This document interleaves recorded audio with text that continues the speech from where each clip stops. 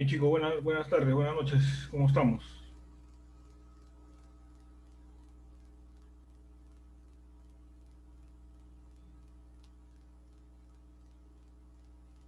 Ajá, buenas noches. Johan, Georgina, Julián, Yajaya, ¿qué tal? ¿Cómo están?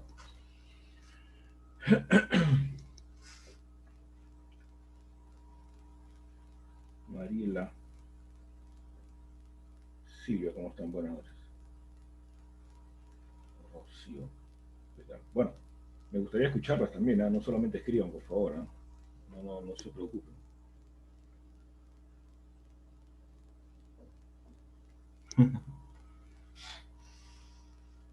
Eh, ¿Pueden activar su micrófono? Buenas noches. Ok, Buenas noches, gracias. doctor. Buenas noches, Buenas profesor. Gracias, chicos. Buenas noches, doctor. Si no podían hacerlo. Ah, ya no, ya. Bien. Buenas noches, profesor. ¿Cómo está, Jennifer? Bien, bien chicos, gracias. Bueno, y estamos en la cuarta semana, prácticamente en la mitad de la primera parte del curso. Así que vamos avanzando de acuerdo a nuestros sílabus, de acuerdo a lo esperado, y también yo espero de que también vayamos avanzando con los conocimientos de parte de ustedes, esperando que en cualquier momento les puedo tomar alguna evaluación, alguna prueba oral o escrita, ¿no? Y no debo encontrarme con ninguna sorpresa. Bien, el día de hoy me parece que debemos continuar con la clase anterior, ¿sí? A ver, vamos a ver. Vamos a ver. Voy a compartir mi pantalla.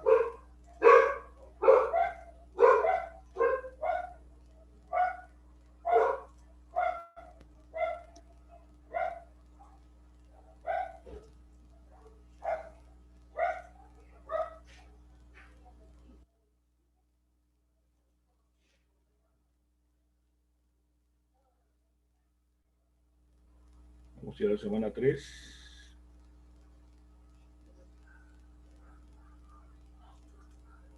Nos hemos quedado justamente con el tema de tabletas, ¿no? A ver.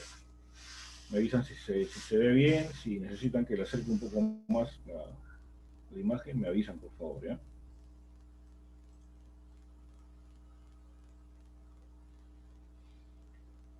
Bien, entonces, la semana pasada habíamos comenzado esta clase, ¿no?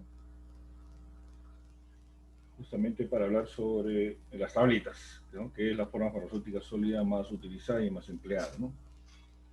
Hemos podido definir los diferentes tipos de tabletas, asimismo hemos hablado de sus ventajas, ¿no?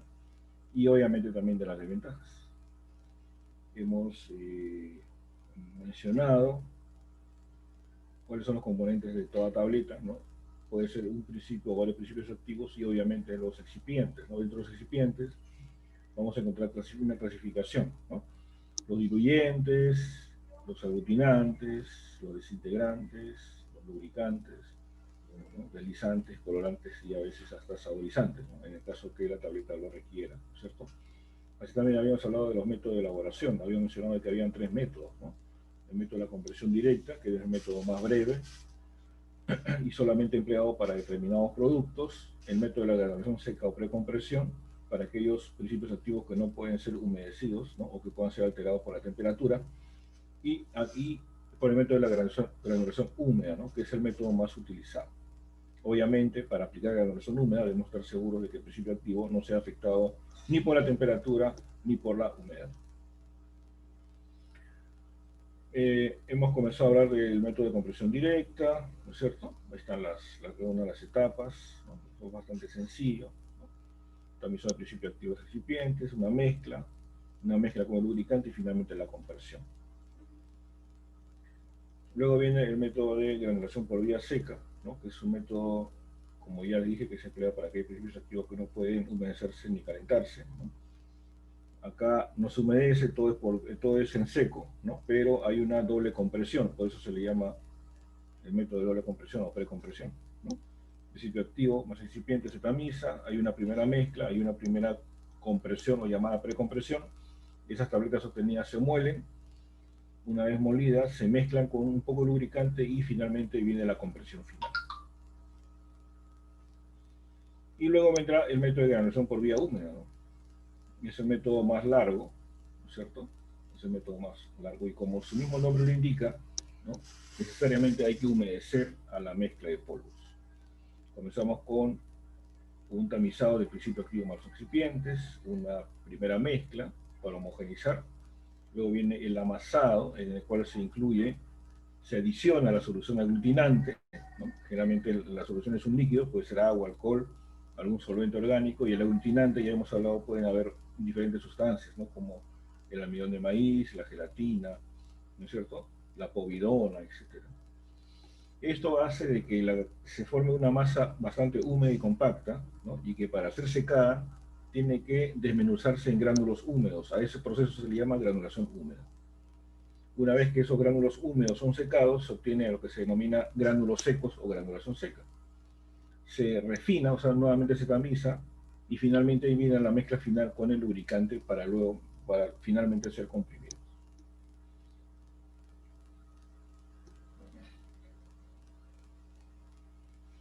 Acá algunas operaciones importantes y luego hemos visto un poco en detalle el tema de la compresión, ¿no? El tema de la compresión es bastante interesante porque, en primer lugar, por ejemplo, debemos tener en cuenta que la formación de una tableta va a depender mucho de piezas de metal como son los punzones, ¿no? Lo que vemos ahí es un juego de punzones, ¿no es cierto? El de la mano izquierda, los más pequeños, pertenecen a una máquina muy simple de un solo punzón, ¿no? Llamado también monopunzón. Y lo del lado derecho, las piezas más grandes corresponden a una tabletadora rotativa, ¿no? Es una tabletadora mucho más rápida para grandes lotes, ¿no es cierto? Y las tableteadoras varían de tamaño, ¿no? El tamaño va a depender del número de punzones, ¿no? Hay tableteadoras de 10 punzones, 16 punzones, 24 punzones, hay hasta de 41 o 42 punzones, ¿no? Son máquinas bastante rápidas y grandes. Por lo tanto, vamos a tener un punzón superior, que es el que está en la parte superior, obviamente. Tenemos la matriz, el lugar donde se forma la tableta, y finalmente el punzón inferior. También hemos visto las diferentes formas de tabletas, ¿no es cierto? Va a depender de la forma de la cara del punzón, ¿no? Si la cara de los punzones son planos, vamos a tener una tableta plana, ¿no? Como la que se enseña en el lado izquierdo, ¿no? Si la cara de los punzones es redonda, ¿no? o muy profunda, las tabletas van a salir en función a esa forma que tenga el punzón.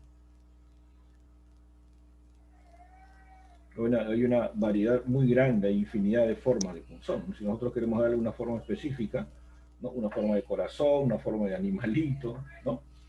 Una tableta cuadrada, en forma de rombo, en forma de triángulo, lo podemos hacer.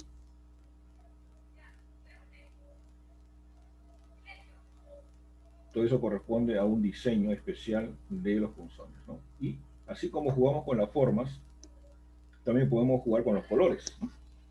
Son colores que se adicionan en el proceso mismo de la fabricación, de tal manera que el paciente puede identificarse con un color de la tableta, ¿no? Por ejemplo, las tabletas anaranjadas, ¿no? Muchas veces se relacionan con productos tipo Doloproxol, ¿no? Antiguamente había Dolocodralán, ¿no? Que son una mezcla de paracetamol con diclofenaco, ¿no? Que son usualmente analgésicos, ¿no? Los ibuprofeno también, los ibuprofeno 400 son tabletas redondas, ¿no?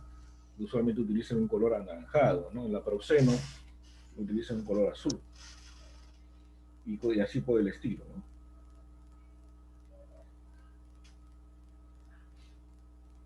Bien. Bueno, ahí hablamos de los diseños, ¿no? De la forma de las tabletas, ¿cierto? De las tableteadoras, de la maquinaria, ¿no? Podemos comenzar de una máquina muy simple como la monopunzón, o también llamada excéntrica, como figura en la pantalla, ¿no? O también podemos optar por tableteadoras muy rápidas y muy grandes, ¿no? Bien, esto es, digamos, el fundamento de la formación de una tableta, ¿no? Supongamos que ya tenemos los punzones armados en la máquina, en la matriz, que es esta parte del medio, ¿no es cierto? En el interior de la matriz siempre va a figurar el punzón inferior, que tiene esta forma, ¿no? Tiene un vástago largo, ¿no? y el punzón superior, como ustedes ven, tiene un vástago más corto, ¿no? Entonces, esto es un juego de sube y baja el punzón, ¿no? Vamos a ver por acá, está la figura. Acá está. Bien, esto simula una tableteadora rotativa, ¿no? Aparentemente esta tableteadora tiene, a ver, vamos a ver cuántos juegos de punzones tiene. 1, 2, 3, 4, 5, 6, 7, 8, 9, 10, 11, 12, 13, 14, 15 punzones, ¿ya? ¿Ok? Bien, esta tableteadora tiene un tablero, una mesa, ¿no? Que tiene unos agujeros en donde se colocan las matrices, ¿sí? Las matrices. Recuerden ustedes que la matriz es la pieza en cuyo interior se va a formar la tableta, ¿no? Acá tenemos los punzones inferiores, ¿no es cierto?, en la parte de abajo, y acá arriba tenemos los punzones superiores, ¿no es cierto? Esta es una simulación de lo que ocurre y tratamos de explicar cómo se forma una tableta en una tableteadora. Tenemos acá una tolva con la letra T, en el cual colocamos nuestro granulado lubricado, ¿no? Que debe tener, ya hemos mencionado, ¿no?, una gran fluidez, ¿sí? Debe fluir libremente, ¿no? Como cuando a ustedes se les cae un poco de azúcar a la mesa. ¿Qué ocurre con el azúcar cuando se cae a la mesa? Fluye, ¿no? Cae al piso, ¿no es cierto? Fluye. Algo así. ¿Por qué? Necesitamos de que este polvo sea totalmente fluido para que pueda llenar estas cavidades, ¿no? Recuerden ustedes que esta cavidad es el interior de la matriz, ¿no es cierto? Y tiene como tope el punzón inferior. Entonces, mientras mi producto me ayude, ¿no?, a que se llene eficazmente esta matriz, ¿no?, mis tabletas van a salir con el peso más homogéneo. ¿Por qué? Porque si entra menos polvo y acá entra más polvo, supongamos que tengamos un polvo que no fluye tanto, entonces la tableta que se forma, obviamente en el primer caso va a tener un menor peso y en el segundo un mayor peso, ¿no? Por lo tanto va a haber variación. La idea es de que en todas llene exactamente igual. Bien, entonces acá el polvo cae en la tolva y comienza a llenarse, ¿no? Se comienza a llenar a través de estas matrices, ¿no? Llega a un tope, este es un tope, el cual retiene el exceso, ¿ok? Como que enrasa a la matriz, ¿no es cierto? Esta matriz solamente se queda entonces con esta cantidad de granulado, ¿no es cierto? Entonces, la matriz sigue avanzando, el punzón inferior comienza a subir, ¿ok? Comienza a subir ligeramente, pero antes de eso el punzón superior baja, ¿no? El punzón superior tiene que bajar, ¿por qué? Porque el punzón superior tiene que bajar porque tiene que ejercer una gran fuerza sobre el granulado que se encuentra en la matriz.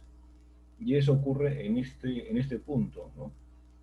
En este punto donde se acerca esta rueda superior y esta rueda inferior, ¿ok?, que es en donde se produce la compresión, ¿ok? Acá se aplica una gran fuerza, ¿ok?, haciendo de que este polvo se convierta en una tableta compacta, ¿ok? Bien, la matriz sigue avanzando, los punzones también, y el punzón superior se aleja, ¿no? Se eleva. ¿Para qué? Para permitir que la tableta sea espectorada de la matriz, ¿no es cierto? ¿Cómo se espectora la matriz? La espectora el punzón inferior, ¿no? ¿Por qué? Porque el punzón inferior comienza a subir, ¿ok?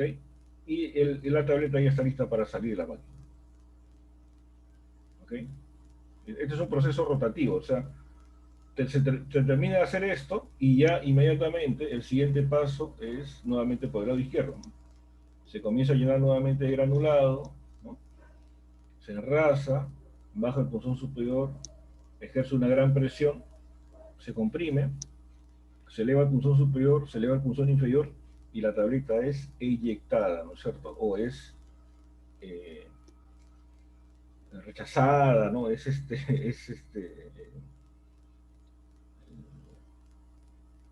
La palabra que se utiliza es eyectada, ¿no?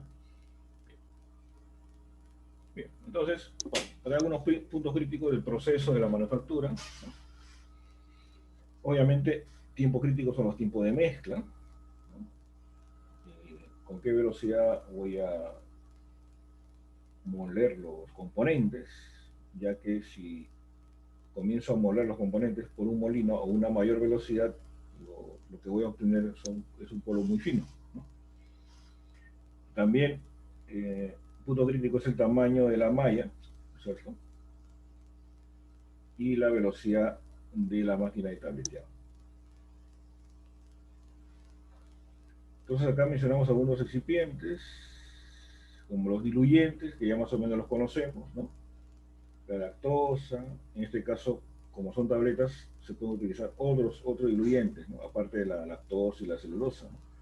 Podemos utilizar el calcio carbonato, el manitol, el azúcar, ¿cierto?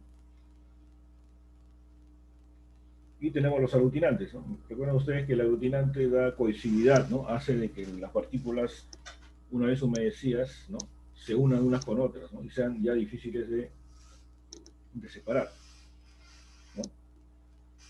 Y hay que hacer una selección muy cuidadosa del aglutinante, ¿no? Porque en un exceso de aglutinante, obviamente la tableta que va a salir, pues, no se va a desintegrar, no va a salir una bala, ¿no?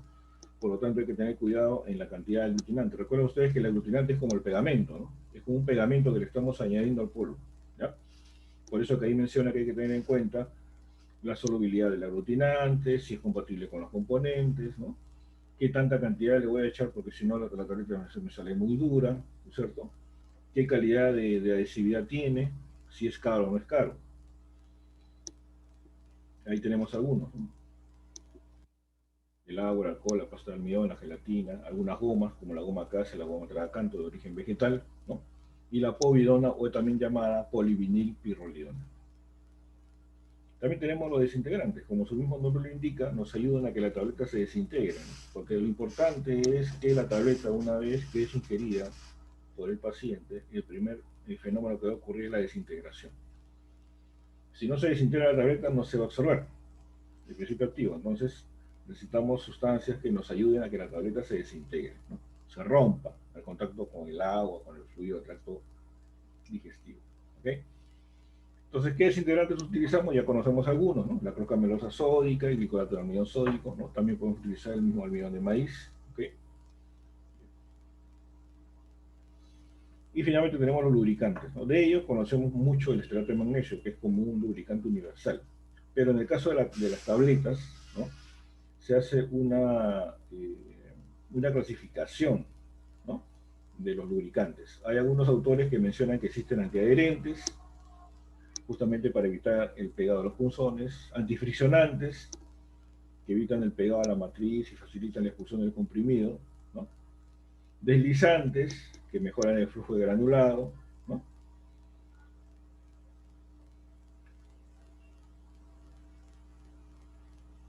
ya que tenemos algunos cuadros que nos van a señalar qué sustancias podemos utilizar y en qué porcentajes, ¿no? Y algún comentario. Bueno, estos son unos cuadros bastante detallados, ¿no?, que les puede ayudar a ustedes a usarlos como referencia, ¿no? Por ejemplo, miren, supongamos que quiero utilizar yo gelatina. ¿Ya? ¿Cuál es la concentración que debo utilizar yo para utilizarlo como aglutinante? De 5 a 20%. ¿Qué significa de 5 a 20%?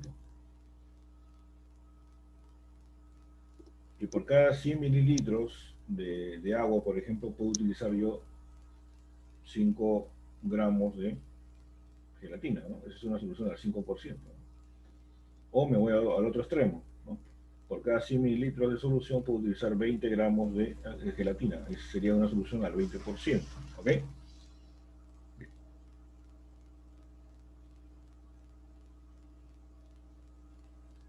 Algún comentario dice, es eficaz, pero suele favorecer el crecimiento del microorganismo. Sí, ese es un problema de la gelatina, ¿no? Porque recuerden ustedes que la gelatina también tiene un origen animal, ¿no? Usualmente viene con cierta carga. A ver, ahí está. Esta de acá es importante, ¿ya? La polivinilpirrolidona, ¿ya? Se utiliza de 2 a 15%, ¿no? O sea, de 2 en 100 o hasta 15 en 100, ¿ok? ¿Y cuál es el comentario? Muy eficaz, ¿no? En exceso puede producir gránulos demasiado duros. Se usa con agua, con alcohol o una mezcla de agua-alcohol. Esa es una ventaja que tiene la polivinilpirrolidono, ¿ya? O también llamado povidona. Algunos diluyentes, ¿no? Algunos diluyentes. A ver, los que conocemos: lactosa monohidrato, relativamente barato y el más frecuentemente empleado, ¿no? Otro conocido nuestro, celulosa microcristalina, excelentes propiedades de compresión, capacidad desintegrante moderada, relativamente caro, ¿no? Usualmente se utiliza una mezcla, ¿no? Usualmente se utiliza un poco almidón, un poco celulosa, ¿no? Aparte tenemos el manitol o el sorbitol, ¿no? Que son muy solubles, ¿no? Pero también muy higroscópicos, ¿no? Y se utilizan bastante en tabletas masticables, ¿no? Por el sabor, ¿ya? Bien. Algunos ingredientes de compresión directa. Recuerden ustedes que para que funcione el tema de la compresión directa necesitamos excipientes que favorezcan la compresión directa, ¿ya? Son excipientes especiales, ¿ok? A ver. En algunos casos sí se puede utilizar, por ejemplo, la celulosa microcristalina, ¿no? El problema es que es un poco caro, y hay un almidón denominado almidón pregelatinizado spray dried, ¿no? Que favorece la formación de la tableta por compresión directa. También hay lactosas de monohidrato granular, ¿no? También hay sorbitol granular para compresión directa. Todos estos excipientes para compresión directa son caros, ¿no? Son caros. Es decir, se van a emplear siempre y cuando el costo del producto, ¿no es cierto? El costo del producto esté de acorde, ¿no? Con lo que voy a gastar en los excipientes, ¿no? No voy a utilizar un excipiente caro si mi producto va a ser muy barato. Los lubricantes, a ver, tenemos obviamente el esterato de magnesio, el esterato de calcio más utilizado. Es un buen antiadherente, antifriccionante. El problema es de que si se utiliza en mucha cantidad reduce la dureza de la tableta. También en gran cantidad puede disminuir la disolución y aumentar el tiempo de desintegración. Usualmente se emplea de 0,25 a 1% de la fórmula, nada más, ¿no? Nosotros vamos a estar utilizando el 1%, ¿no? La idea es no utilizar más allá de eso. También tenemos el ácido esteárico, el talco, ¿no? A veces algunos polietilenglicol, el sodio y la bisulfato. Los desintegrantes, los conocidos, el sodio almidón glicolato, ¿no es cierto? Uy, no está la cruz camelosa. No está la cruz camelosa sódica. Pero a ver, leamos lo que dice el sodio almidón glicolato, utilizado del 1 al 10%, denominado también primogel o explotar, ¿no? Y puede reducir la compresibilidad, o sea, baja la dureza. ¿Qué tipo de efectos vamos a encontrar en una tableta? Porque obviamente vamos a encontrar algunos defectos, ¿no? Por ejemplo, en términos generales, las tabletas pueden pegarse, ¿no? Pueden pegarse a las piezas de la máquina, ¿okay? Las tabletas pueden abrirse, ¿okay? Pueden abrirse por la mitad, ¿no? Es como que la tableta se destapara, ¿no? Eso se le llama capping. También se pueden astillar, se pueden romper, se pueden laminar y puede presentar rajaduras, ¿no? ¿Qué ocurre cuando se comienza a pegar? Bueno, cuando se comienza a pegar en las partes de la máquina, obviamente, porque falta pues lubricante, ¿no? Hay que agregarle un poco más de lubricante o hay que limpiar bien las piezas de la máquina para evitar que se peguen. Entonces, las causas es probablemente las piezas de la máquina estén gastadas, estén dañadas, ¿no?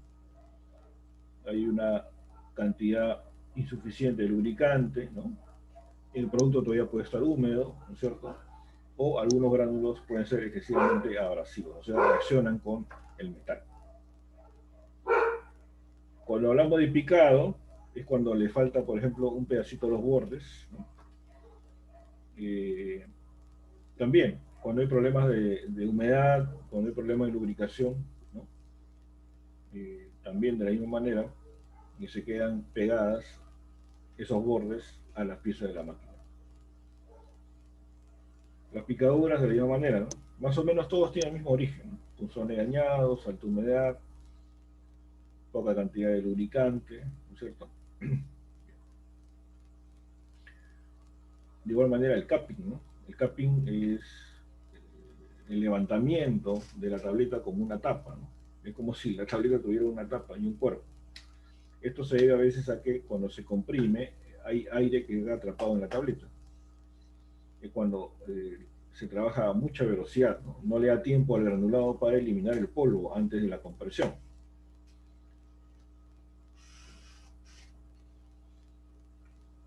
¿A qué se puede deber? Bueno, a veces a que los gránulos que se obtienen no son lo suficientemente duros, sino son muy blandos, ¿no? Cuando hay demasiado polvo y poco gránulo, también cuando está muy húmedos, cuando los punzones se trabajan a una excesiva velocidad, ¿no? Etc. Cuando hay rajaduras, también la tableta a veces sale rajada por el medio, ¿no? También se puede ver a los punzones dañados, ¿no? Un mal ajuste del punzón inferior, un granulado muy seco. También las tableteadoras pueden producir ruidos excesivos, ¿no? Por fricción, por ejemplo, ¿no? Puede ocurrir también la fragilidad en las tabletas, o las tabletas pueden salir excesivamente duros, ¿no? Cuando le incorporamos demasiado aglutinante, ¿no? Las tabletas salen muy duras, salen como balas. Acá va ejemplo de algunas picaduras o tabletas astilladas, ¿no? Es porque esa parte de la tableta se quedó pegada al punzón, ¿no? ¿A qué se debe? La tableta puede estar un poco húmeda, el gránulo puede estar un poco húmedo o falta de lubricante. El capping, que es como yo le digo, ¿no? Cómo se destapa la tableta, ¿no? Debido a veces a que queda atrapado aire en la tableta, ¿no? Cuando la tabletera está a muy alta velocidad. Miren ustedes, ¿no? Es una tableta oblonga. También se pueden astillar, ¿no? Como que se levantan solamente un borde de la tableta, ¿no? Eso se le llama astillada o rajada. Cuando esta tableta, que se supone debe tener una letra, debe salir con una letra A bien clara, ¿no? No es así, sino que parte del producto se queda pegado a la tableta, al punzón. No sale el logo completo, ¿no? Bien, entonces, resumiendo un poco, los pasos a seguir en la elaboración de una tableta es, obviamente, en primer lugar, deberemos comprar, como número uno, deberemos hacer una gestión de compras adecuada, es decir, comprar los componentes, excipientes, principios activos adecuados, ¿no es cierto? En segundo lugar, estos componentes van a llegar al almacén, ¿no es cierto?, para ser muestreados y analizados. En tercer lugar, los productos deben ser dispensados convenientemente de acuerdo a una orden de producción. En cuarto lugar, los materiales se dirigen ya a las áreas de fabricación a producirse propiamente dicho. En quinto lugar, estos productos son sometidos al control de calidad, ¿no es cierto?, para estar seguros de que cumplen con las especificaciones. En sexto lugar, los productos son empacados, ¿no?, y acondicionados, ¿no es cierto? Finalmente hay un control de calidad final. El Departamento de Aseguramiento de la Calidad verifica que toda la documentación esté bien y finalmente el producto es liberado para ser distribuido y comercializado.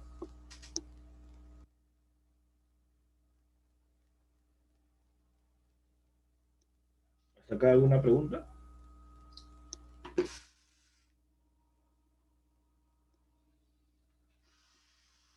¿Alguna pregunta, jóvenes? ¿Está claro? Sí, doctor. Ya, muy Sí, bien. profe. ¿No? Esta parte es interesante. Bien, vamos a continuar entonces con nuestra clase del día de hoy. Creo que el día de hoy no tiene tantas, no es tan abultado, ¿no? Me parece. Vamos a ver.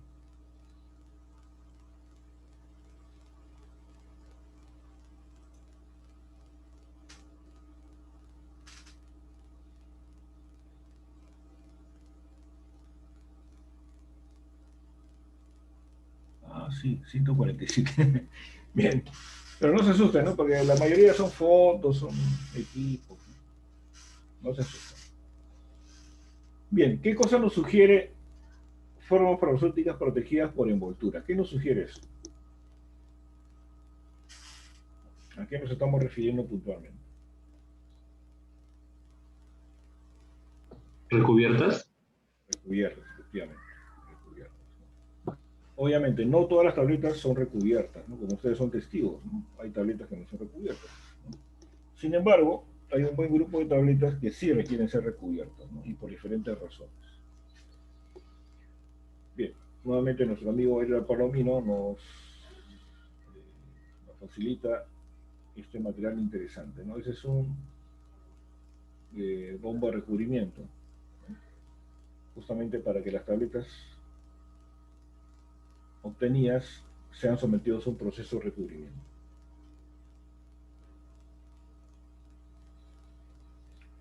Entonces, en nuestra cuarta clase está referida a las formas farmacéuticas protegidas por envolturas. La aplicación de materiales sobre formas farmacéuticas suele ser uno de los procesos farmacéuticos más antiguos que todavía subsisten, ¿no? En un principio las coberturas se aplicaban a productos de pastelería muy evolucionada en la Edad Media, que dio paso al recubrimiento empleado en farmacia a los medicamentos, ¿no? Un cuadro con respecto a la evolución del proceso de cobertura. En el siglo I y II ya se recubrían píldoras de mal sabor, ¿no es cierto? O para darles un mejor aspecto. No siempre ha sido ese tema, ¿no? El mal sabor.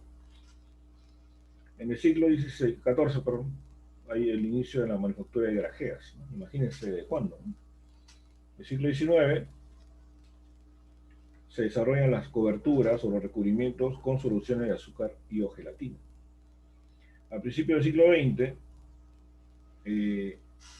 ya los recubrimientos ya van a conferir impermeabilización y resistencia a jugo gástrico con queratina o goma laca, ¿no? Es decir, ya se emplean sustancias que se saben con certeza que no se disuelven en el tracto gástrico, ¿no? Sino más bien en el tracto intestinal, ¿no es cierto? En 1950, finalmente se introduce la cobertura que se utiliza actualmente, que se denomina film coating o también llamada finas partículas, ¿ok? Más o menos esa es la evolución de las coberturas, ¿no? Entonces acá automáticamente lo que deducimos es de que el grajeado pues tiene un empleo de aplicación farmacéutico desde el siglo XIV hasta casi a mediados del siglo XX. Recién en 1950 el grajeado es desplazado por el recubrimiento pelicular, ¿no? o cobertura de fina película. ¿Qué motivos tenemos nosotros para recubrir? A ver, los motivos por los cuales se decida recubrir un comprimido pueden ser: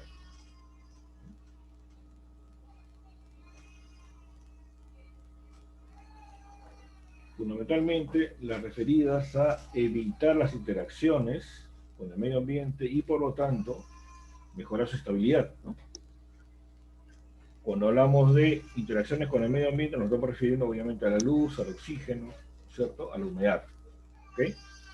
Entonces el recubrimiento va a ayudar a que estas tabletas puedan ser protegidas convenientemente de esos factores ambientales, ¿ok? Y por lo tanto aseguramos su estabilidad en el tiempo, ¿no? Un segundo motivo son motivos estéticos, ¿no es cierto? Nadie me va a decir que una grajea es fea, ¿no? Al contrario, una grajea es una forma farmacéutica muy estética, ¿no? Pero tiene su costo, ¿no? Y en la actualidad ha sido desplazado por el recubrimiento pelicular. También, motivo para recubrir es el enmascarar un sabor o un olor desagradable, ¿no? De hecho, ¿no?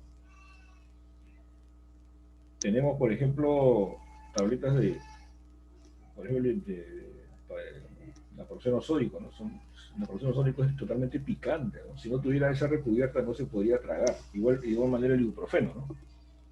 El ibuprofeno te pica la garganta, pero te da miedo. Bueno, felizmente se recubren para que se facilite su aplicación a los pacientes. También nos ayudan a mejorar la identificación del producto en todas las etapas de manufactura hasta llegar al paciente, ¿no? Como les mencioné, ¿no?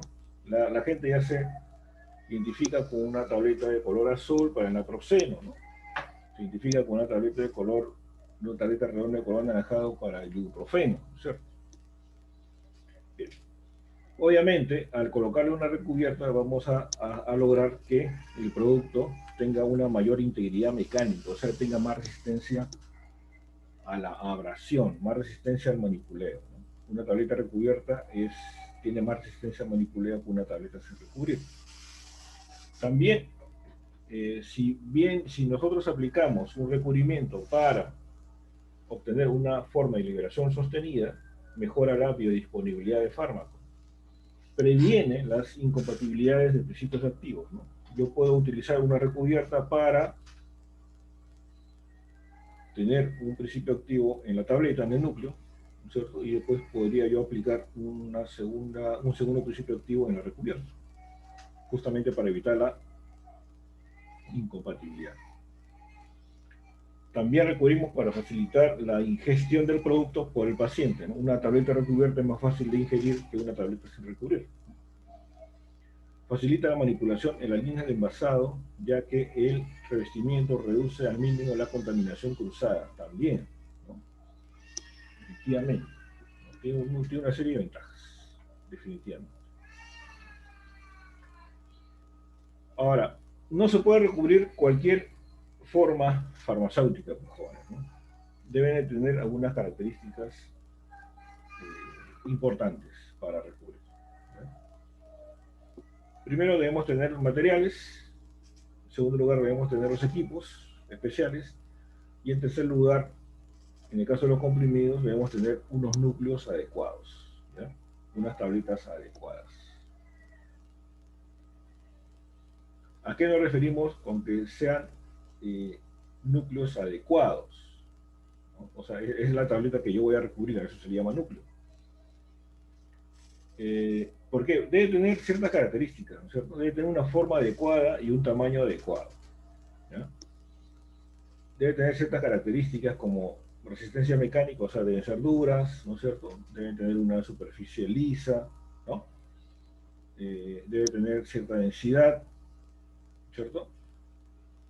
Y todo ello me va a ayudar a que la tableta pueda recubrirse satisfactoriamente, ¿no?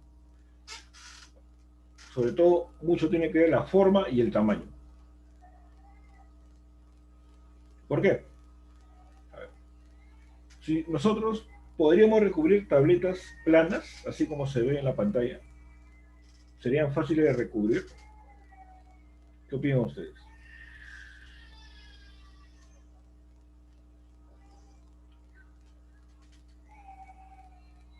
Chicos, a ustedes en la primera clase les pasé un video de cómo se fabrican tabletas.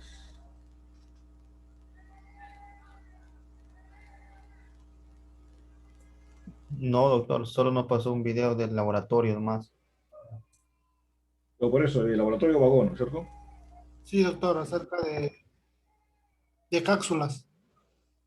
Cápsulas blandas. Ah, el caso de la branda, perdón. Ah, ya, perfecto. Entonces, ahora le voy a pasar un video más interesante sobre tabletas, ¿ya? Perfecto, perfecto. Gracias por la... Eso fue la semana pasada, la semana anterior. La semana 2. Ya, pero en semana 1 no les pasé ningún video entonces, ¿no? No, doctor. No, no, doctor. Ya, a ver. Recuerden ustedes que las tabletas para recubrirse tienen que rodar dentro de un bombo, dentro de una especie de cilindro, ¿ok?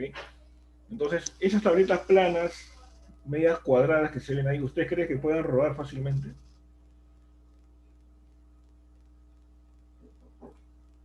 No van a poder rodar fácilmente, pues, ¿no? No. Son medias cuadradas. Son cuando se mojen, porque el proceso de cobertura, la tableta necesariamente tiene que humedecerse, ¿no? Como tienen paredes totalmente planas, van a tender a pegarse unas con otras, ¿ya? Van a tender a pegarse y formar lo que se llama pila de monedas. Van a aparecer monedas, ¿no? Que están en una fila, ¿no? En una fila. Entonces, esta forma de comprimido no nos favorece la cobertura, ¿ok? No favorece la cobertura.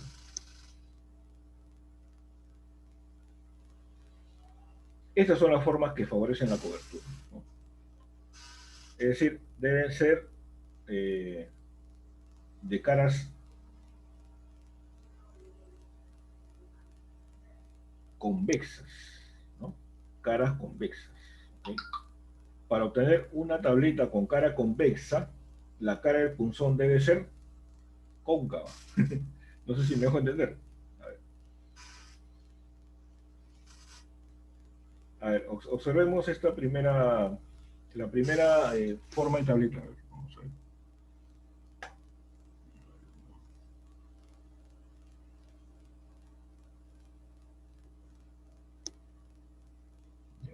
¿Ven mi flechita? ¿Ven la flechita? ¿Se ve? Sí, doctor, sí se ve. Sí, se ve. Ya, miren, ¿no? Esta tableta es una tableta ideal para recubrir. ¿Por qué? Porque esta tableta, como tiene caras, en este caso son convexas, ¿ya? Cuando los coloquen dentro del equipo de recubrimiento, estas tabletas van a tender a rodar. Entonces, mientras más rueden, va a ser mejor, porque se van a recubrir en forma más homogénea. ¿Ok? Esta es la forma ideal para recubrir. ¿Ya? A lo que yo digo es de que para obtener estas tabletas con caras convexas, ¿no? El punzón que lo ha formado debe tener la cara cóncava, ¿no? Cóncava. Acuérdense la canción de Roberto Carlos, ¿no? Cóncavo y convexo, ¿no es cierto? ¿La han escuchado? No la han escuchado, seguro. Bueno. No. ¿Cómo? ¿Han escuchado la canción de Roberto Carlos que dice cóncavo y convexo? No, profesor. No, profesor. No, profesor. No, Sí, profesor. Doctor, no. Ustedes son de otra generación. Bueno, hay una canción de Roberto Carlos que habla pues, de cóncavo y convexo, ¿no? O sea que se complementan, ¿no? Acá es algo así, ¿no? El punzón que da forma a esta tableta tiene que tener la cara cóncava. Y lo que se obtiene es una tableta con caras convexas, ¿ya? Todas estas formas favorecen el recubrimiento, ¿no? Esto se le llama cóncavo superficial, ¿no? Todos son tipos cóncavos, ¿no es cierto? Esto ya parece totalmente esférico.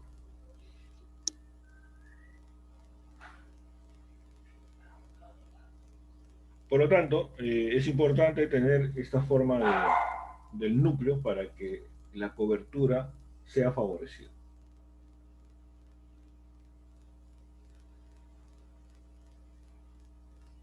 Mucho, como ya les mencioné, ¿no? Va a depender mucho de la forma del punzón, ¿no? Acá está mejor explicado, ¿no? En el caso de la tablita A, ¿cierto? En la tablita A, ¿dónde está?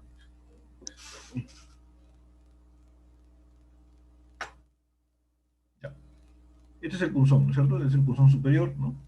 Y la cara de este punzón se dice que tiene una cara cóncava, ¿ok? Es cóncavo, ¿ya? La forma del punzón es cóncavo. Pero la tableta que obtengo yo tiene una cara convexa, ¿no? Convexa. ¿Está claro? ¿Se entiende? Cuando Sí, profesor. me refiero a la cara cóncava del punzón, me da una tableta convexa, ¿ya?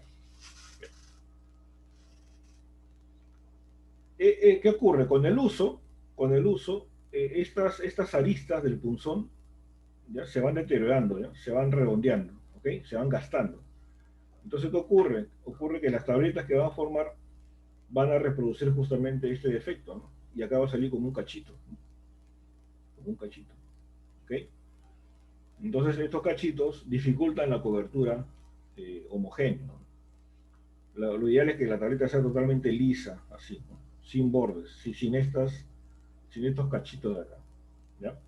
Cuando comienza a ocurrir eso, significa que debemos cambiar los punzones.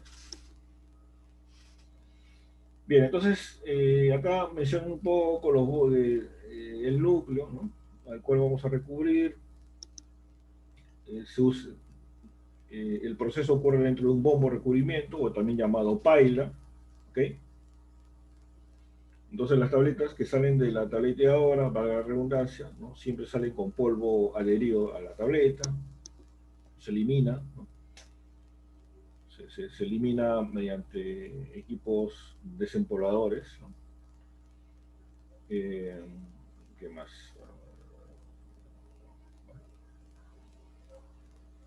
Entonces el comprimido debe ser, ya hemos hablado, ¿no? Biconvexo, ¿no es cierto? Las dos caras deben ser biconvexas, ¿no?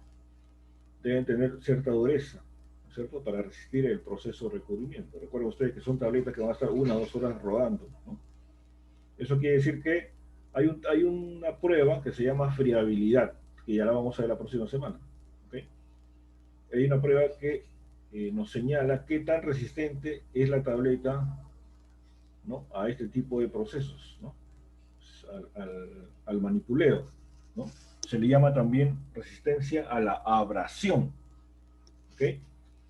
Entonces es una prueba, ¿no?, que se realiza con determinado número de tabletas, y el valor que nos sale del cálculo debe ser un valor bajo, ¿ya? Menos del 1%, ¿no? Ya se le va a explicar ya a qué nos referimos con eso. Bien, entonces, ya, a ver, vamos a ver un poco de la paila de recubrimiento, o también bombo de recubrimiento, ¿no? También este equipo ha evolucionado con el tiempo, ¿no? Ha evolucionado con el tiempo, ¿no? Las primeras pailas de recubrimiento son estas de acá, ¿no? Son bombos, ¿ok? Tienen esta abertura en la parte de adelante, ¿no? Y acá en el interior se colocan las tabletas, ¿no? Y esto comienza a girar, ¿no? Generalmente es en sentido horario, ¿no? El giro de los equipos generalmente es en sentido horario. Entonces las tabletas van a comenzar a girar también en el interior, ¿cierto? En el interior. Estos son los mismos equipos, pero acá demuestra ya que, por ejemplo, ¿no?, para el proceso de recubrimiento se requiere esta ductería en la parte superior. Esta ductería en la parte superior es para la extracción, ¿ya? La extracción de lo que en el interior del bombo se puede estar generando, ¿no? Usualmente se genera el vapor de la suspensión que se aplica, ¿no? Ya se le va a explicar cómo funciona esto. Ya. Bien, entonces miren, acá hay algo más interesante. Este bombo de acá nos muestra que, aparte de la extracción, que acá no lo tiene, necesitan una inyección de aire caliente, ¿no? Esto de acá es un bombo que genera su propio aire caliente, ¿no?, y lo inyecta en el interior del bombo, ¿no? ¿Por qué? Porque las tabletas van a comenzar a rodar, ¿okay? Se le va a aplicar una suspensión de recubrimiento, ¿no?, que está usualmente es a base de agua y unos pigmentos, unas soluciones en forma de spray, ¿no? En esos equipos tienen unas pistolas de pintura. Son más o menos, funcionan como las pistolas de pintura. ¿Han visto cómo pintan los autos?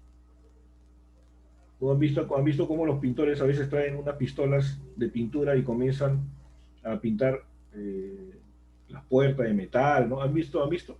La compresora, así con... Claro, que funciona con una compresora, exactamente. Funciona con aire comprimido, ¿no es cierto? Sí. ¿No? Entonces, ese spray que se forma, ¿no?, se forma por acción de aire comprimido y de la pintura, o sea, de la solución, ¿no? Y en el interior de la pistola se produce la formación del spray. Entonces, esa pintura es aplicada bajo la forma de gotas finas, ¿ya? Lo mismo ocurre en este proceso, ¿ya? La aplicación de la suspensión de recubrimiento, ¿okay?, ocurre mediante el empleo de unas pistolas, ¿okay?, de recubrimiento, al cual llega aire comprimido y llega la solución preparada, ¿no? Y en el interior de la pistola se produce un spray, que es el que moja las tabletas, ¿ya? Las tabletas van rodando y se van mojando. Entonces, si nosotros no queremos que las tabletas se malogren, lo que tenemos que hacer es secar las tabletas, ¿no? Es un proceso continuo, ¿ya? Producimos el spray va mojando las tabletas, ¿ok? Luego las tabletas van rodando y simultáneamente se aplica calor, o sea, se aplica aire caliente, ¿no? Como se muestra acá en la figura de este bombo, ¿no? Se introduce aire caliente al bombo, ¿para qué? Para que las tabletas, apenas se mojen, se sequen, ¿ya? Y en la tableta queda adherida la suspensión y el agua o solvente se evapore, ¿ok? y ese vapor se elimine a través de la extracción, ¿no?, que debe haber en la parte superior. Es un proceso simultáneo, ¿ok? A ver, tengo la tableta en el interior del bombo rodando a una determinada temperatura, ¿no? Las tabletas tienen que estar tibias o calientes, ¿no?, obviamente, ¿no? Y eso va a favorecer que se evapore más rápido el agua. Entonces las tabletas van rodando a 40, 45 grados centígrados, ¿no es cierto? Yo preparo primero mi suspensión de recubrimiento y la aplico a través de una pistola, ¿no?, por acción del aire comprimido, ¿no es cierto?, y de la suspensión. La pistola produce un spray y este spray moja la tableta, ¿okay? La tableta sigue rodando. Pero como también dentro del en el interior del bombo estoy aplicando aire caliente, ¿no es cierto?, la tableta que apenas se moja, apenas humedece, por la acción del calor, evapora el agua y la elimina, ¿no es cierto?, y la gotita que ha caído ahí se seca, ¿no es cierto?, y va quedando poco a poco la suspensión, ¿no? O sea, los pigmentos, ¿no?, los componentes que me ayudan a recubrir la tableta. Entonces, poco a poco va pasando los minutos, van pasando las horas, y esa tableta va formando una película alrededor de la tableta, ¿ok? Y esa película es la que le confiere todas las bondades que hemos hablado acá, ¿no?, sobre el recubrimiento de la tableta. Vamos a ver si es que podemos pasar un pequeño video antes que termine la clase y puedan tener ustedes una idea bastante clara de cómo es el proceso, ¿okay? Bien, entonces hay diferentes formas de pailas, ¿no? Miren esa forma, parece, no sé, parece una pera, parece. Estos bombos han ido evolucionando con el tiempo, ¿no? Estos bombos pueden ser de diferente tamaño, ¿no? Generalmente se señalan con el diámetro que tiene el interior del bombo, ¿no? Por ejemplo, hay bombos de 20 pulgadas, bombos de 32 pulgadas, de 36 pulgadas, de 42 pulgadas, ¿no? Son más grandes. Generalmente se describen en pulgadas, ¿ok?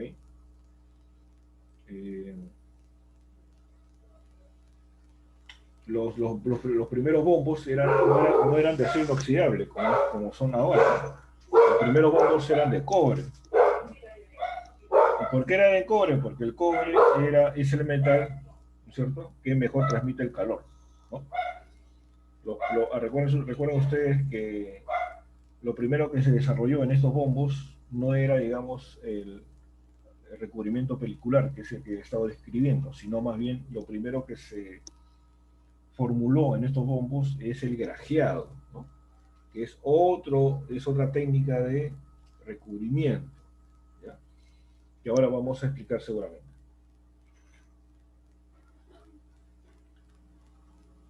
Estos bombos, pues, ya ahora los bombos modernos son totalmente automatizados, ¿no? Ya el grajeado era una técnica de recubrimiento muy artesanal, ¿no?, en donde dependía mucho de la habilidad del operario para hacer una grajea, ¿no? ¿Debido a qué? Debido a que era un proceso,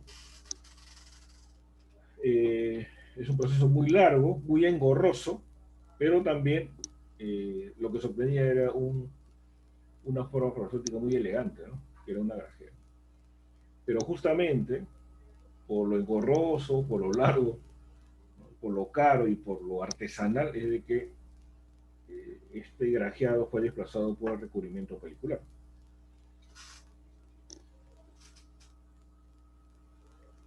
Bien, esto es un poco lo que les he tratado de describir, y este gráfico nos va a ayudar a entender en qué consiste el recubrimiento pelicular, ¿ok?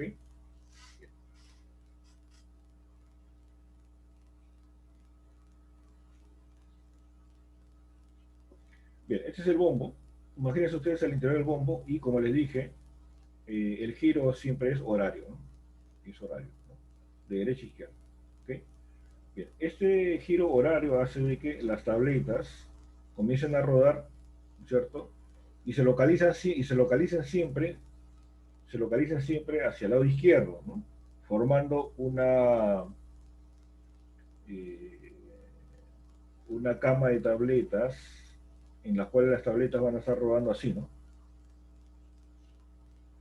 Suben, porque el bombo gira, ¿cierto? Llegan hasta cierta altura y las tabletas van a caer, ¿no? Y nuevamente se repite el ciclo. Van a subir por la parte interna y van a caer por la parte externa, ¿no es cierto? Es un proceso cíclico, ¿ok?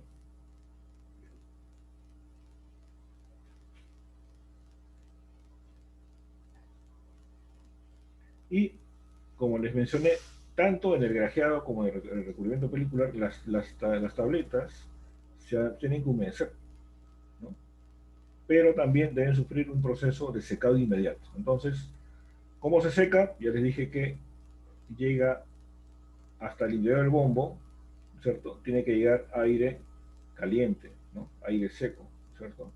¿Para qué? Para que este aire seco pueda evaporar, ¿no? las gotitas de agua, las partículas de agua, ¿no? Que se encuentran en la superficie de las tabletas, ¿no? Entonces, esta agua, o el solvente, se evapora y se elimina a través del ducto de extracción. Entonces, este es un bombo básico que solamente tiene inyección de aire caliente para mantener las tabletas secas y extracción, ¿no? Extracción de los vapores que se pueden formar en el interior del bombo, ¿ya?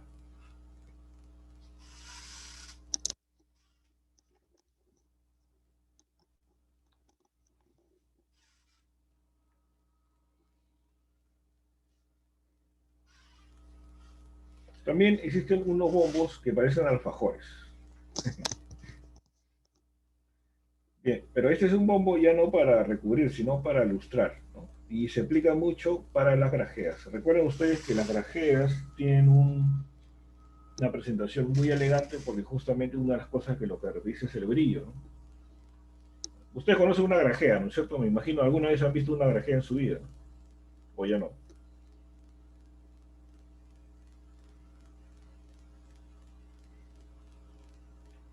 Sí, profesor. Ya. La característica de la grajea entonces es el acabado perfecto, un color simpático y el brillo. Pues bien, dentro del proceso del grajeado, para sacar brillo, se colocan las tabletas en el interior de estos bombos, ¿no? Cuyas paredes están recubiertas por una lona, por una tela, ¿ya? ¿Para qué? Porque coloco las grajeas, comienzo a hacer girar este bombo y aplico una solución de una cera, o sea, cera carnauba o cera de abeja, ¿okay? Disuelto con un poco de solvente orgánico, un poco de acetona, por ejemplo. Entonces, esta solución de cera va a mojar las grajeas y por la fricción que tiene la grajea con la tela, con la lona, es que se va a comenzar a producir el brillo, ¿ya?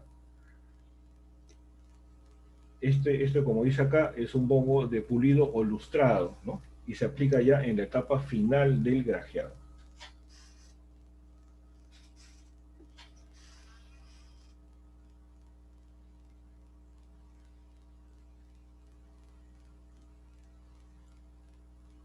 Y entonces, bueno, esta es la manera correcta de que debe estar protegido el operario, ¿no? Con ropa adecuada, gorro, mascarilla y guantes, ¿no? Y acá se observa, como hemos mencionado, ¿no? Este ducto acá es la extracción, bajo la forma de una campana, ¿no? Y este ducto que ingresa hasta el interior del bombo es una inyección de aire caliente. Este es el bombo, ¿cierto? Y en el interior están rodando las grajeas, o las tabletas. Esta es otra manera de presentar al ducto de extracción, ¿no? Bajo la forma de esta T. Y este es el ducto de inyección de aire caliente. Miren ustedes cómo se trabajaban las grajeas. ¿Esto de qué año será, pues? Imagínense ustedes, ¿no? Probablemente esto fue del año 40, del año 30, ¿no? ¿Qué puede pasar si en la actualidad nosotros trabajáramos de esa manera? ¿Qué puede ocurrir? Habría mucha contaminación. Por supuesto, ¿no? O sea, contaminación, ¿no? Y las Contaminación personas cruzada. prácticamente, las personas no tienen ningún tipo de protección, hay una serie de contaminación bacteriana, microbiana, cruzada, todo el tipo de contaminaciones, ¿no? Imagínense, ¿no? Cómo ha evolucionado los cuidados, ¿no? Pero esto es un poco para que tengan idea de cómo trabajaban antes, ¿no?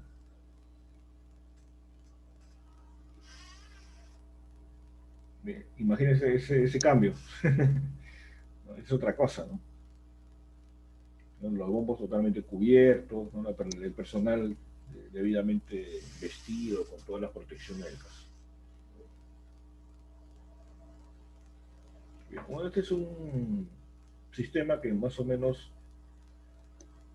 tiene la intención de señalarnos, aparte del bombo, qué otras cosas más están relacionadas en este proceso, ¿no? Les he mencionado de que en el interior del bombo, ¿no es cierto?, hay un ducto que llega con aire caliente, ¿no es cierto? ¿Eso qué quiere decir? Que en la parte superior tenemos todo un sistema en primer lugar, tenemos acá un motor que jala aire del medio ambiente, lo filtra, ¿no?, para retener partículas, y luego lo calienta en una resistencia, ¿no es cierto? De tal manera de que este aire que ingresa al bombo sea aire caliente. Y de la misma manera hemos mencionado de que tiene que haber un sistema de extracción, ¿no? Porque en el interior se está evaporando el solvente y necesitamos retirar esa humedad. Esta extracción, ¿no es cierto?, no solamente de vapor, sino también extrae polvo fino, ¿no? Y este polvo fino no puede ser enviado al medio ambiente fácilmente, ¿no?, sino que debe ser retenido, ¿no? Acá se retiene en unas bolsas, ¿no es cierto?, en un equipo de retención de polvo, ¿no es cierto? Entonces acá se queda el polvo y el aire húmedo se elimina al medio ambiente, ¿no?, para no contaminar el medio ambiente. ¿Ok? Es todo, imagínense ustedes, ¿no? Aparte solamente del equipo, miren ustedes todos los equipos adicionales que requerimos para poder realizar el proceso.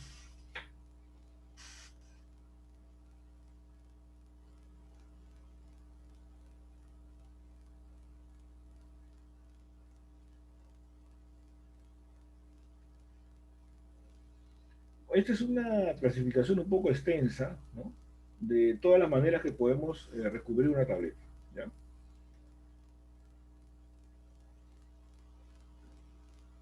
Por ejemplo, esto de barnizado ya es totalmente obsoleto, no va. Esto de plateado tampoco, ya no se utiliza. El gelatinizado menos. Son técnicas muy antiguas. Entonces vamos a partir en primer lugar, describiendo el método clásico, o también llamado cobertura con azúcar o grajeado, ¿ya? Cuando ustedes le mencionen la cobertura con azúcar, se refiere al grajeado, ¿no?, a la obtención de la grajea. ¿Por qué? Porque el insumo que en mayor cantidad ingresa al proceso es el azúcar. Entonces, ¿en qué consiste este método clásico de grajeado?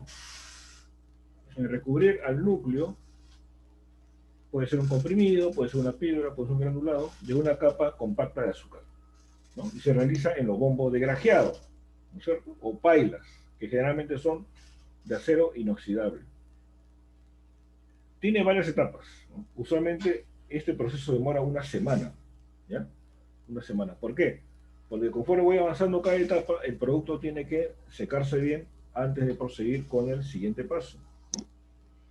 Por ejemplo,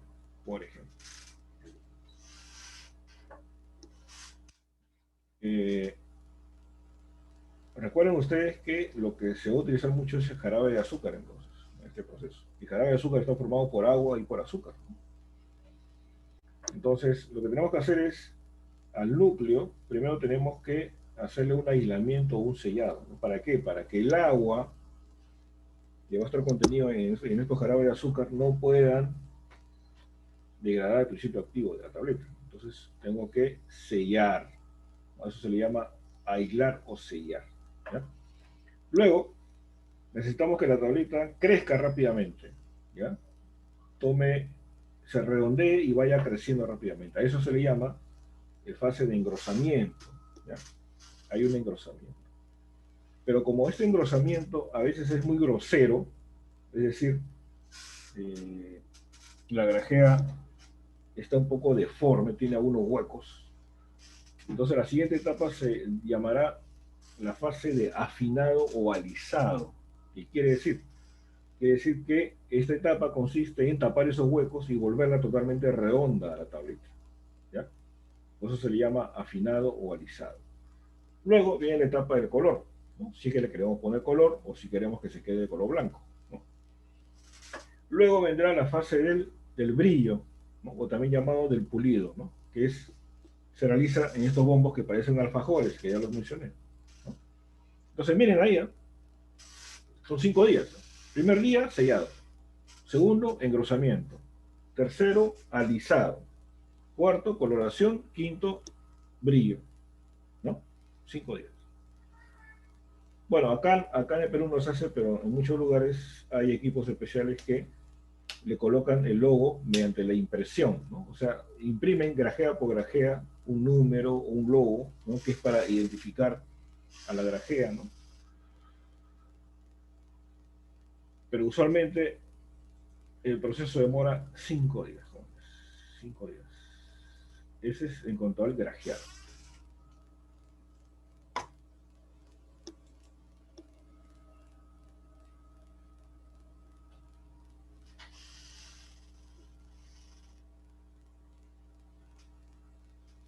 La característica es de que va a haber un gran incremento de peso, ¿ya? A veces llegan hasta duplicar su peso, ¿ya? Usualmente se incrementa entre un 70 y 80% del peso original, ¿no? Es decir, si mi grajea pesaba 100 miligramos, ¿no?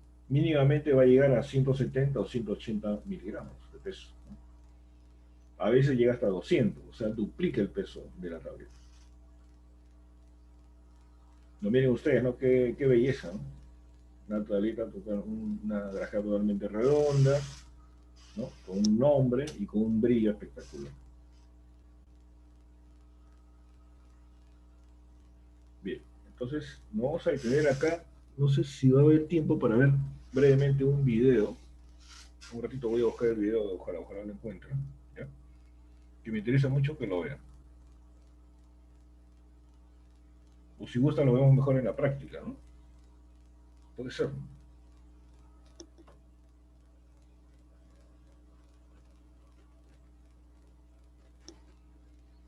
Yo creo que avanzamos un poquito más si lo vemos en la práctica, ¿ya? Mejor. Sí, doctor, por favor. Sí, mejor. Ya, chicos. Bueno.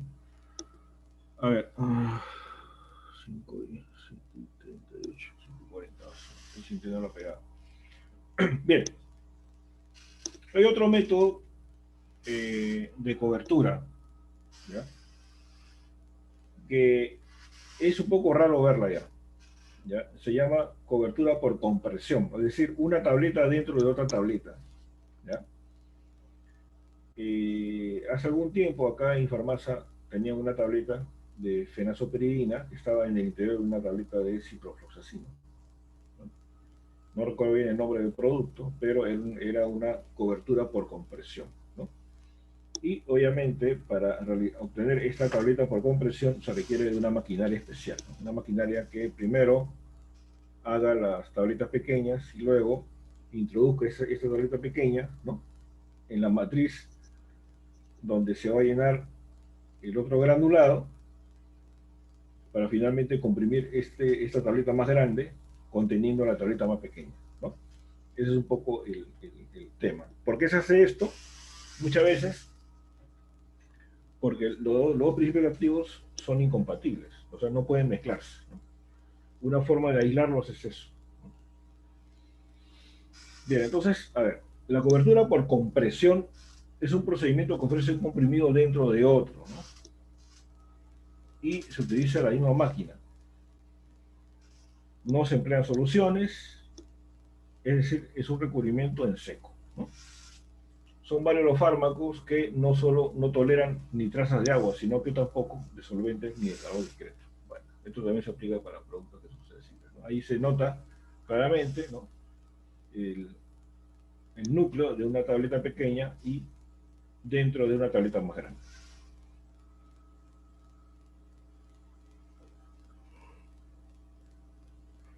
Ay, disculpe, jóvenes. Pues,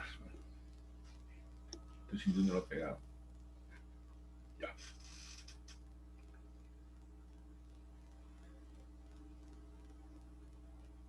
Entonces, a ver, esto se lleva a cabo, se realiza cuando hay, obviamente, ciertos problemas, ¿no? A ver. Dice, en ocasiones deben incorporarse en un comprimido materiales o fármacos con incompatibilidades físicas o químicas entre sí, ubicando uno de ellos en el núcleo central y el otro en la capa de revestimiento, ¿no? Y esa es una manera de resolver la dificultad. Es evidente que el procedimiento se puede repetir volviendo a pasar por máquina en la pieza recubierta, con lo que ya estamos en una triple. Esto también, claro, esto también hace referencia a las tabletas de doble capa o de triple capa, ¿no? ¿Las conocen o no las conocen? ¿Han visto tabletas de doble o triple capa?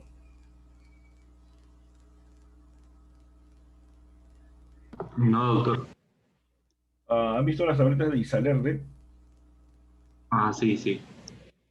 Tienen doble capa, ¿no es cierto? Sí, doctor. No. Ya, a eso se refiere, pues, ¿no? O sea, ¿por qué hace doble capa? A ver, el Isalerde, a ver, ¿qué tan expertos están? A ver, el Isalerde, ¿qué principios activos tienen? Cetiricina y efedrina. Ya, muy bien, cetiricina y isoefedrina, perfecto. ¿Por qué tienen doble capa? ¿Por qué cree usted? ¿Es una tableta de liberación rápida o de liberación prolongada? Prolongada. Claro, es una tableta de liberación prolongada, pero es prolongada para la pseudoefedrina, ¿no? Y es rápida para la cetiricina. Entonces, cuando usted ingiere esa tableta de doble capa, la primera capa que se va a desintegrar es la de cetiricina, ¿no?, y es el que tiene el efecto inmediato. Y con el tiempo, hasta 12 horas me parece, se va a comenzar a liberar la pseudoefedrina, ¿no?, de a poco, ¿no? Por eso está en otra capa, ¿no? Tiene que ser una capa diferente, porque si usted junta los dos principios activos, no va a tener ese efecto, ¿no? Esa es una manera de resolver un problema, digamos, de liberación del principio activo. ¿Ok?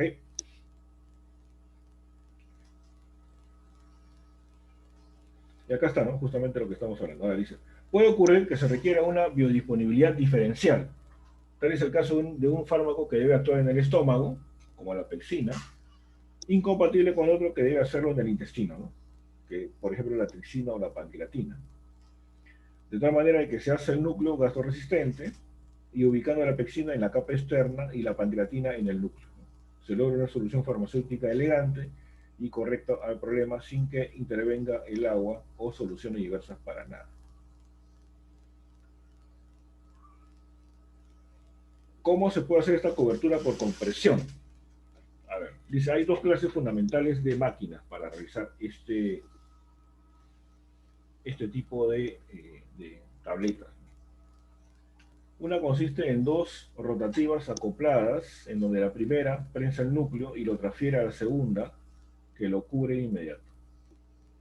Y la otra clase de equipo es de una sola, donde los comprimidos núcleos ya se han elaborado previamente en una máquina corriente, rotativa o excéntrica. A ver, vamos a ver. Ajá.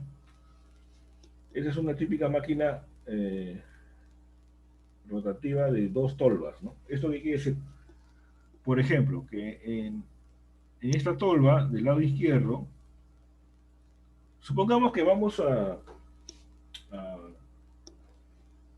queremos obtener esta tableta de ciprofloxacino conteniendo un núcleo de fenazopirina, ¿eh? Entonces, en esta primera tolva voy a colocar mi granulado de fenazopirina. La tolva va a hacer caer acá al granulado, la tableteadora va a comenzar a rotar y me va a producir tabletas de fenazopirina. Pero estas tabletas son inmediatamente colocadas, ¿no?, en esta otra máquina rotatoria, ¿no? Y acá tengo mi granulado de ciprofloxacino, ¿cierto? Entonces, ciprofloxacino va a comenzar a caer dentro de la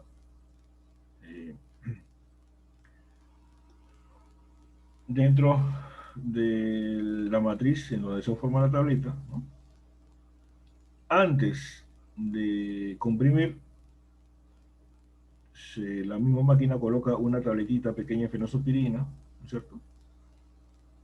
Se coloca una nueva capa de ciprofloxacino y la máquina comprime. De tal manera de que se hace como un sándwich, ¿no?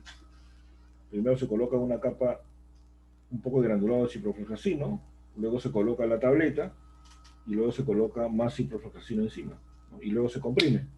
De tal manera que al comprimir se obtenga una tableta con la tableta de fenoxaspirina en el interior, ¿no? Siendo recubierta por el granulado de ciprofloxacino. De esa manera obtenemos una cobertura por compresión, ¿no es cierto? Acá está, ¿no? Es un poco lo que yo les he comentado, ¿no? En primer lugar, llenamos de ciprofloxacino la matriz, ¿no es cierto? En segundo lugar, se coloca la tableta pequeña, ¿no es cierto? Y luego se coloca más granulado de ciprofloxacino, de tal manera que se hace un sándwich, ¿no? Luego baja el punzón superior, comprime, y lo que se obtiene acá ya es la tableta, ¿no?, de fenoxaspirina recubierta de ciprofloxacino, ¿no? ¿Se entiende más o menos, no, jóvenes? Sí, profesor. Sí, profesor.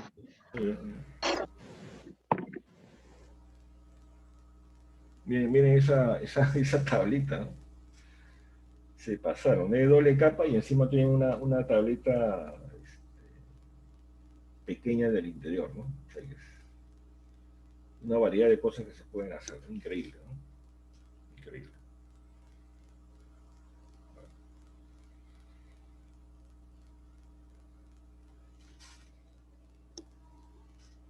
A ver, vamos a pasar lista, jóvenes. Un ratito voy a... Mi físico ya no parece físico, sino químico.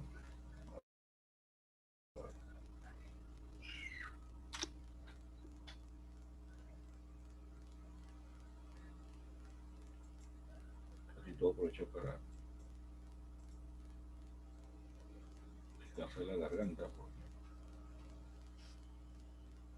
Ay, Dios mío, esto parece una muerte.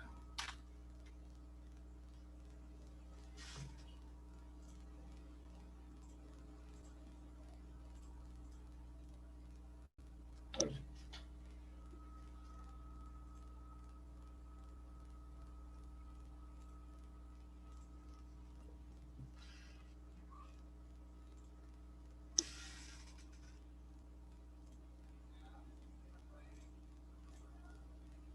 A ver, jóvenes, van contestando, por favor, ¿eh? Tenemos una monstruosa cantidad de 38 alumnos en el aula. Es una monstruosidad lo que nos están dando. No me refiero a por ustedes, sino por el número de alumnos, ¿no? Ojo. A ver, Almidón, Presente, doctor. Altamirano, Presente, doctor. Astucuri, Presente, profesor. Barbosa, Presente, doctor. Bárzola, Presente, doctor. Carlos Díaz, Presente, doctor. una, Presente, Corpuna. Chiara, Presente, profesor. Chilingano, Presente, profesor. Deistre, Presente, profesor. Díaz, Presente, profesor. Ferrer, Presente, doctor. Flores, Cóndor, Presente, doctor. Flores Valerio,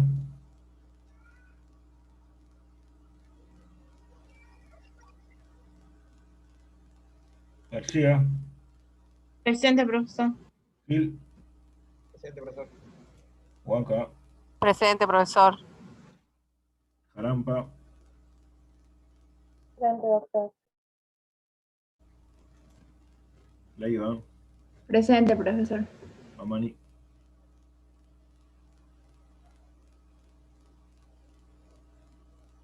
Márquez. Presente, profesor. Doctor, disculpe, Mamani presente. Ina.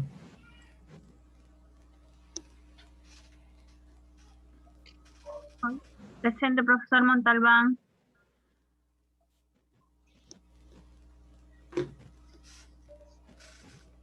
Medina.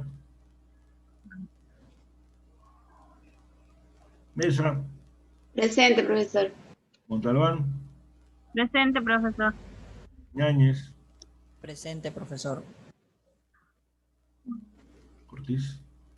Presente, profesor. Palomino. Presente, profesor. Mariachi. Presente, doctor. Paucar. Presente. Perales. Presente, profesor. Peralta.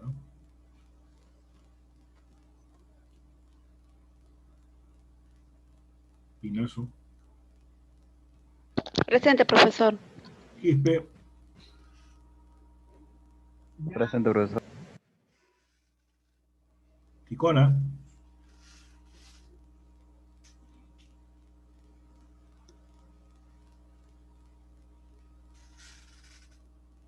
Tobar. Presente, profesor. Trujillo. Presente, profesor. Vera. Presente, doctor. Zabaleta. Presente, profesor. Profesor, ¿me ha llamado? ¿Quién Profesor. habló? Ticona, presente. Ticona. Muy bien. Peralta.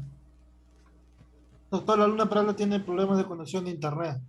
Ya. Y Medina. Y Flores Valerio. ¿No aparecen? Ya, ¿puedes fijarte si están conectados? ¿Tú puedes ver eso? Flores no, doctor. Y Andrea Medina. Andrea Danixa Astuscuri dice. No, Andrea Medina Berrocal. No. No. Ya, ok. Bueno.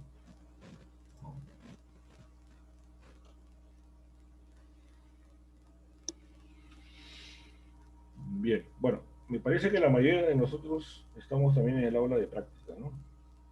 Le voy adelantando, el día de hoy vamos a repartir los temas del seminario.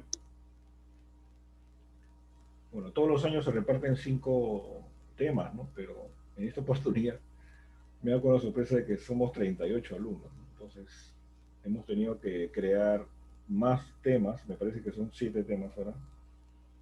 Por lo tanto, en promedio, cada grupo debe tener 5 alumnos y 2 de grupo de 6 o algo así, ¿no?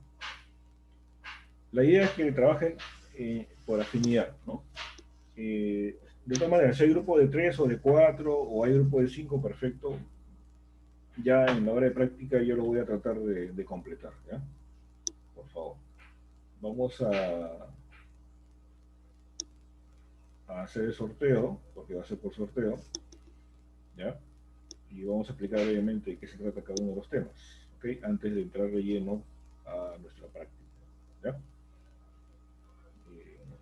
Creo que el delegado algo así les comentó en el WhatsApp, ¿no? Que vayan pensando con quiénes se van a agrupar, ¿cierto?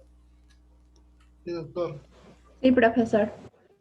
Entonces, traten de agruparse. Me parece que lo más conveniente es siempre trabajar con personas afines y, bueno, si las circunstancias no lo permiten, lamentablemente se van a tener que trabajar con personas que de repente no conocen, pero que, bueno, van a tener que tener alguna afinidad de por medio para poder,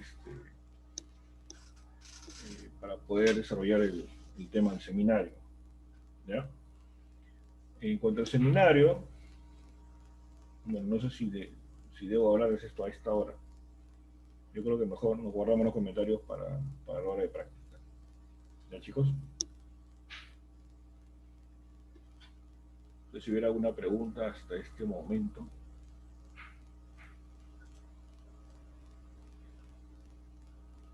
¿Alguna pregunta?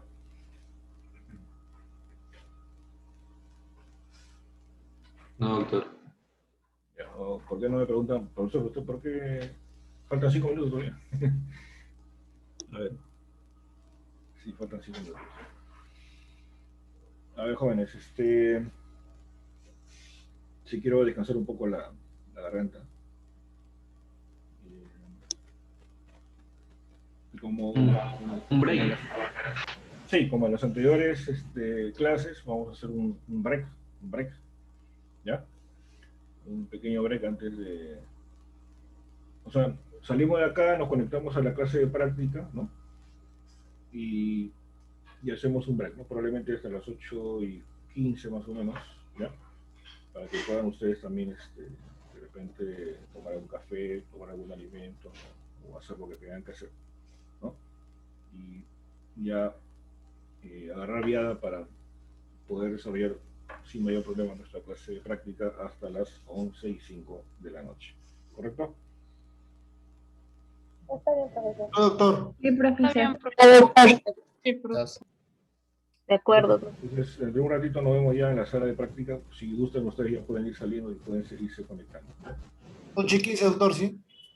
Sí, 8:15, 8:20 máximo, a esa hora estamos conectados. Ok, Sí, doctor, gracias. gracias, doctor. Ok. Gracias, Gracias, doctor. Gracias, profesor.